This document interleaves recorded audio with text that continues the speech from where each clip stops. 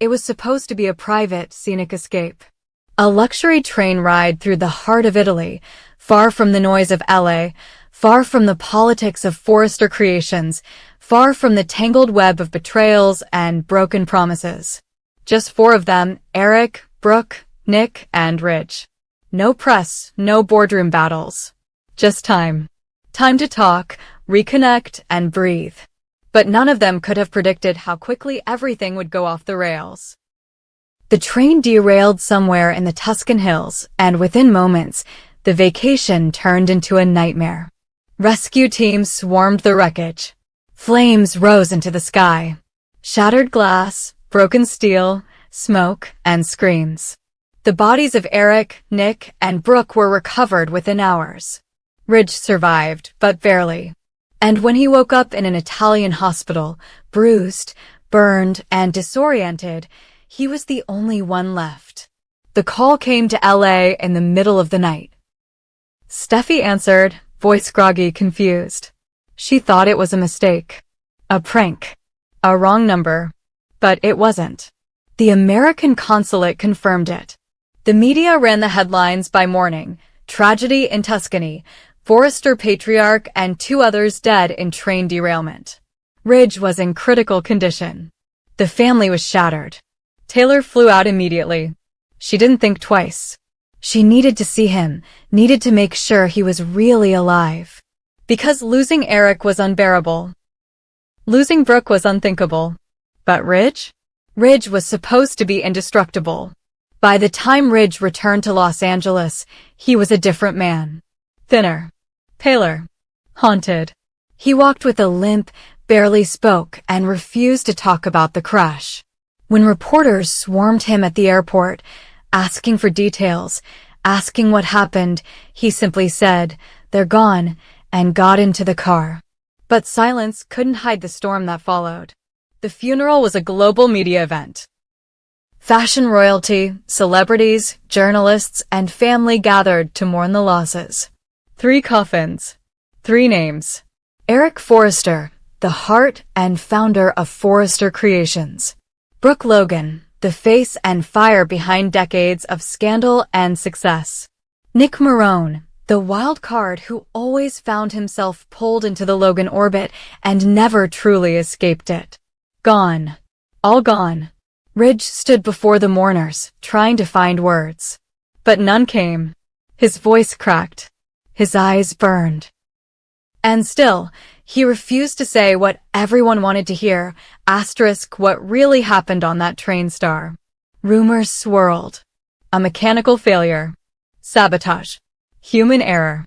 But Ridge stayed silent. The company was in chaos. Steffi and Thomas tried to pick up the pieces, but with Eric gone, leadership was fractured. There was no North Star anymore. Donna was inconsolable. She had lost her husband, her sister, and her future. Hope was a shell of herself. She stared at her mother's photo for hours, unable to believe she was gone. RJ collapsed when he saw the casket. He refused to believe it. He kept asking Ridge the same question over and over. Are you sure?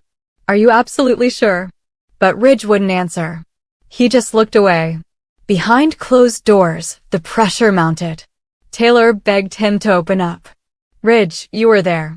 You owe it to them, to all of us, to say what happened. But Ridge stayed locked inside himself. At night, he screamed in his sleep. In the daytime, he walked the halls of Forrester like a ghost. He stood in Eric's old office and stared at the empty chair for hours. He touched Brooke's designs and collapsed in tears. And still, he said nothing. Until one night, when Steffi found him alone in the CEO office, staring at an old Forrester family photo. She sat beside him. "Dad," she whispered, "talk to me." And finally Ridge did.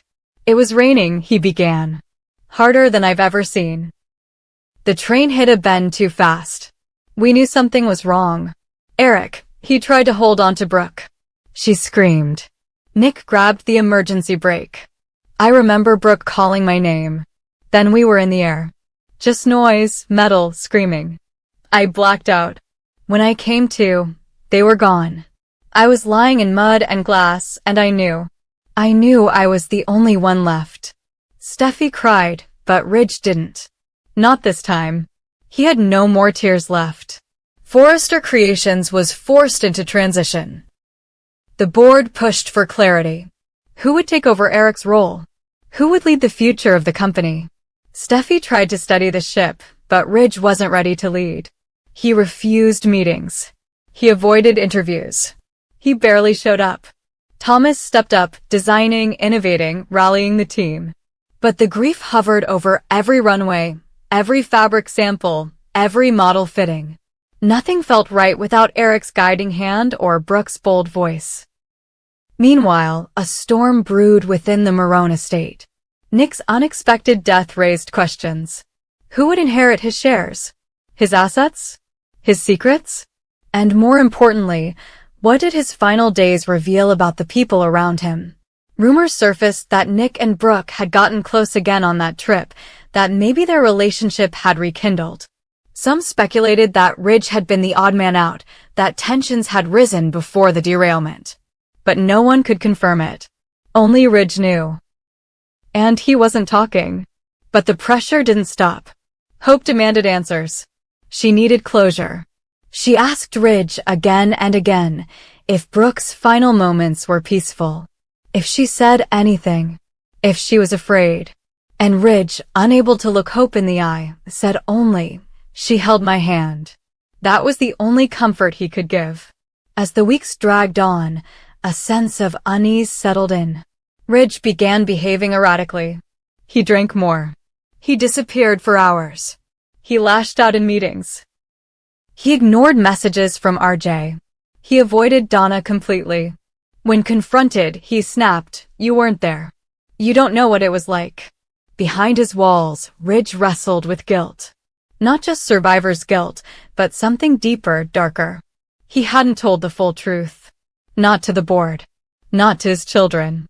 Not even to Taylor. Because the truth was more complicated. The days leading up to the crash had been tense. Eric and Nick had argued about legacy, about control, about who would shape the future of the Forrester name. Brooke was caught between them, trying to make peace. Ridge had grown increasingly bitter. He felt betrayed. Alone. There were words exchanged that couldn't be taken back. And in those final hours on that train, the air was heavy with resentment. That was the real reason Ridge couldn't speak, because he couldn't shake the thought that maybe his last words to Brooke weren't loving. Maybe they were angry. Maybe they hadn't made peace before it all fell apart. And then a letter surfaced. Found in Brooke's purse, recovered from the wreckage, water-stained but legible. A letter addressed to Ridge. It was dated the morning of the crash. In it, Brooke wrote, "I know we've been through everything, but I still love you. I want to start over, Ridge. I believe we can. I believe in you." Ridge broke when he read it. Alone in his room, he collapsed. The grief turned into a roar inside him. The guilt, the regret, the love. It was all too much. He finally opened up to Taylor, to Steffi, to Hope. He told them everything. The arguments, the silence, the heartbreak, and the letter. It didn't bring closure, but it brought clarity. From that moment, Ridge changed. He shaved. He showed up to work. He stood before the board and said, "I can't be Eric, but I can be the man he wanted me to be." He invited Thomas to co-lead the company with Steffi. He gave Hope full creative control of Brooke's legacy line. He met with Donna and apologized for shutting her out. He embraced RJ, told him the truth, and gave him his mother's letter. The healing began. Slowly. Painfully. But it began. Ridge visited the graves. All three. He laid flowers. He stood in silence. And then, finally, he whispered, "I'm still here. I'll carry all of you with me." And he walked away. Not because he was over it, but because he knew he had to keep going. For Eric. For Nick. For Brooke. And for the families still alive, still watching, still holding on. Los Angeles had never seen anything like it. The city gathered in its finest. Spotlights lit up the skyline. Red carpets unfurled. The Forrester estate, transformed into an open-air amphitheater, shimmered with white orchids and silver lights. Hundreds of guests arrived, designers, celebrities, old rivals, loyal clients, and friends. The mood was reverent, grand, and solemn. It wasn't just a tribute, it was a coronation for the dead. Eric Forrester, Brooke Logan, and Nick Marone were gone, but their names echoed louder than ever. LA wasn't just mourning them. It was remembering them, defining them, and, without knowing it, preparing to fight over them. Steffi stood at the center of it all. Her presence was commanding, her grief forged into poise. She stepped onto the stage to introduce the tribute collection, *Paradiso Star.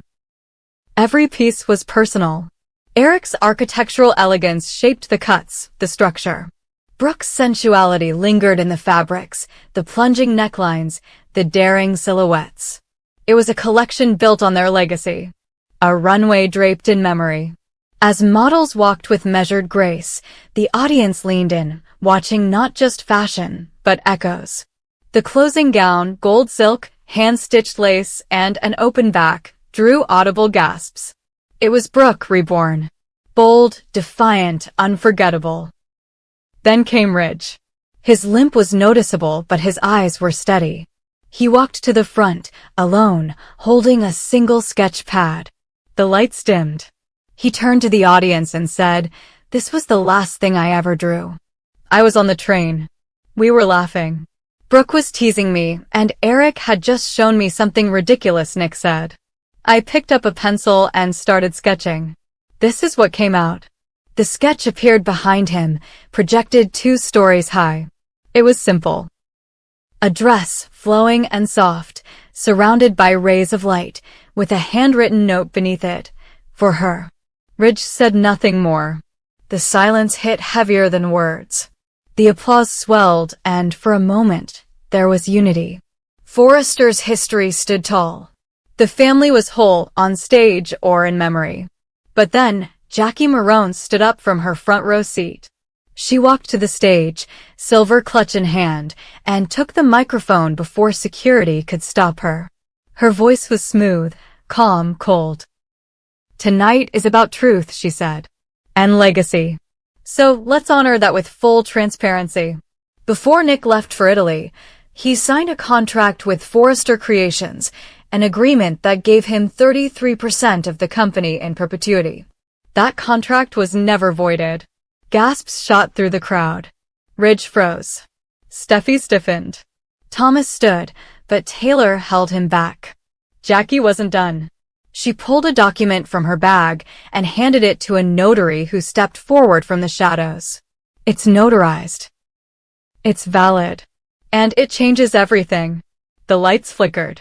Tension crackled. Then Katie Logan rose from the opposite side of the stage. "You want truth?" she said, holding a remote. "Let's hear it from Brooke herself."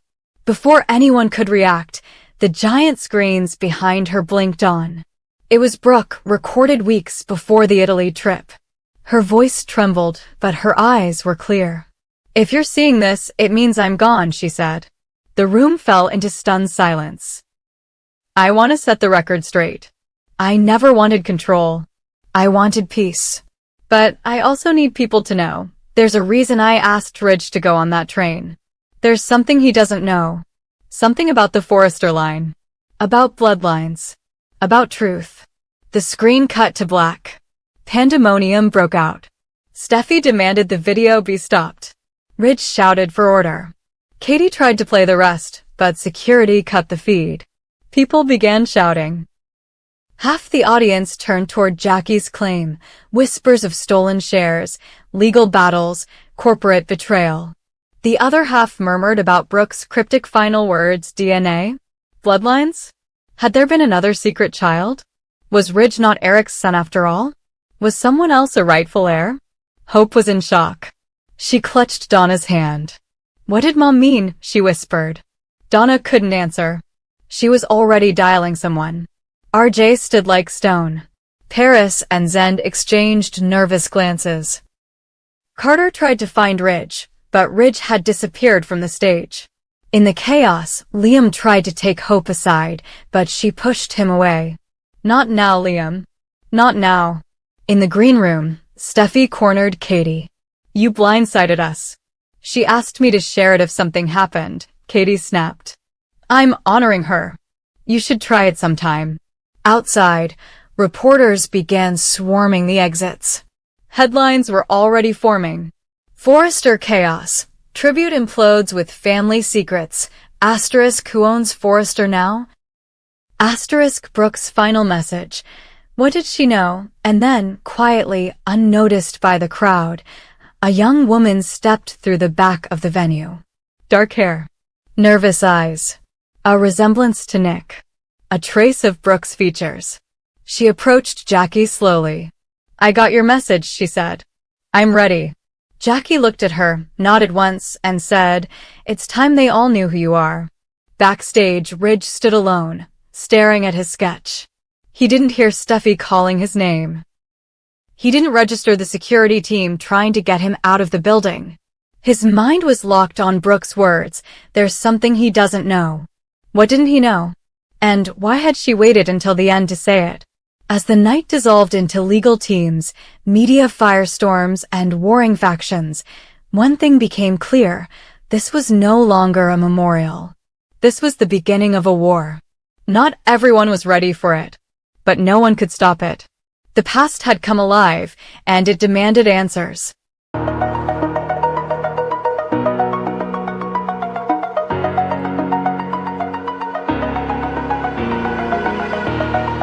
Oh.